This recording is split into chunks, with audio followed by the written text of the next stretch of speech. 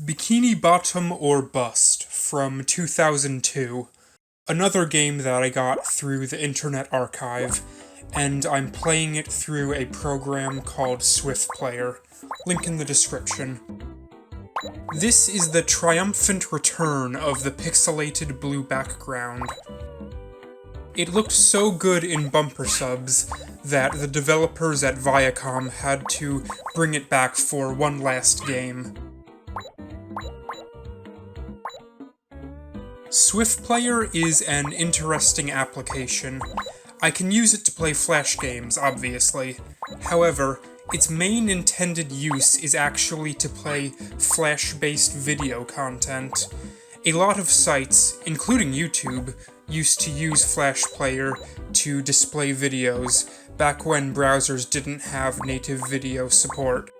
You may see the standard video controls at the bottom of the frame. The three buttons are play, pause, and stop, and there's a scrubber bar. If I play around with these controls, I can trigger some strange and funny effects. I'll show that shortly.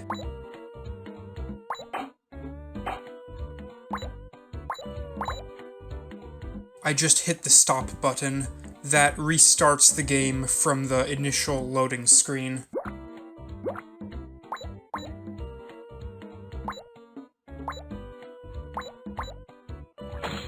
If I hit play or pause, the game ends and I keep my current score. So, I'm just collecting bubbles and trying to get my score as high as it will go. There are all of these signs pointing to the Bikini Bottom. I never get there, though. The game is endless. These same rock walls recur over and over with slight recombinations.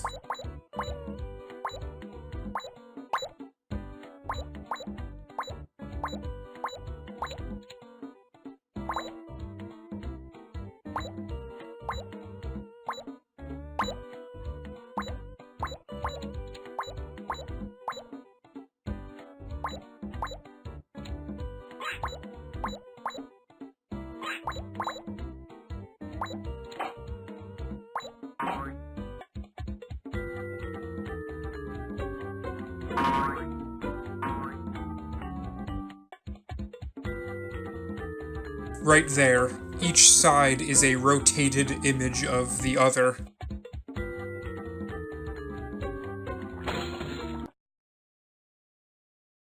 Watch the scrubber bar now. I'm going to see what happens when I skip through the game.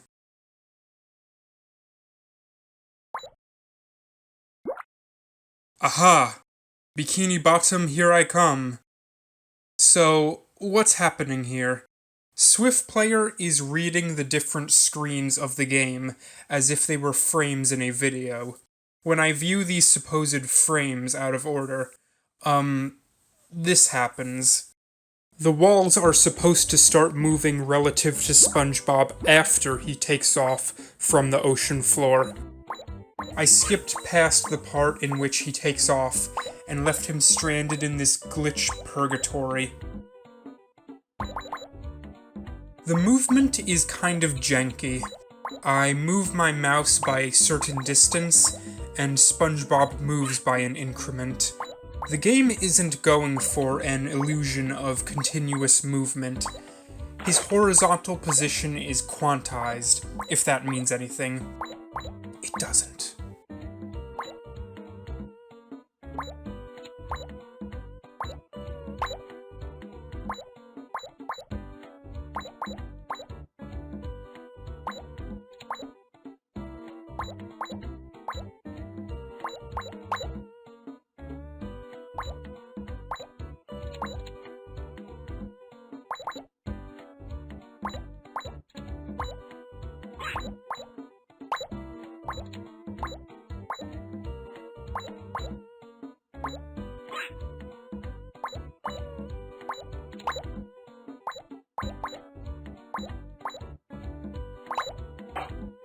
That sucks when I get stuck on one obstacle. The game doesn't even give me a second of invincibility after taking a hit.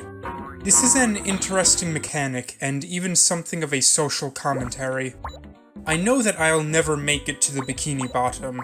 I might make a little progress, but I'll inevitably fall and have to wallow in my own failure. I re-experience the hardships of weaving between these sharp crags, as I'm now trying to avoid crashing into them. The best that I can hope for is to avoid the rocks as I'm falling, and splat on the sand with a few points to my name. I can somehow cheat the system by pressing play to skip the fall. That's my Pyrrhic victory for today. Life really is a zero-sum game, and I'm glad that SpongeBob browser games are straight with that fact. Nothing that you do in life will save you in the end. Just hope that you end up where you started without hurting yourself too badly. Now the game is violently assaulting my ears. When I press the stop button, the game doesn't restart completely. The graphics restart from frame 1, but Swift Player continues to play whatever music track it was on. In this case, it's the falling music. Then, when the gameplay starts, so does the game's main theme. The two tracks overlap, causing this atrocity.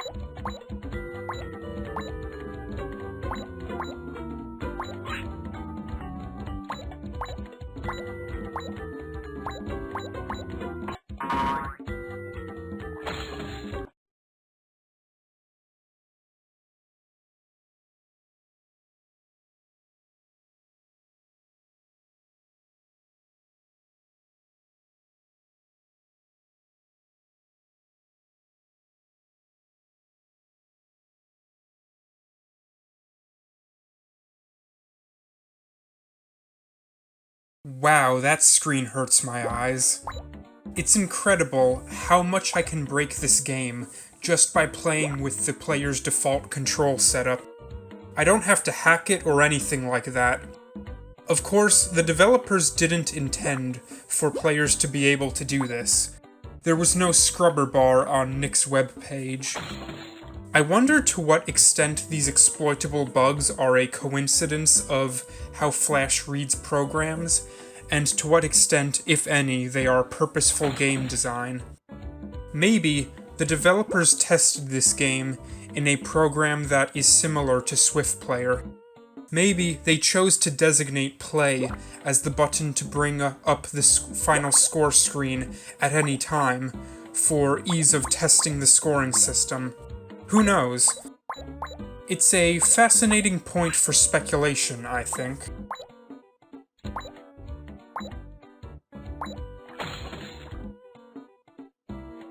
At the bottom right corner of the window, Swift Player has a frame rate indicator. My screen recorder cropped it out for whatever reason.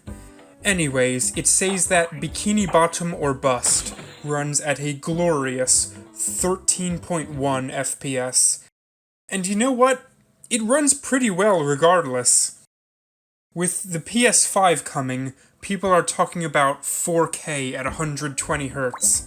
Man, that's ridiculous. I say 720p at 13 Hz. That's all you need.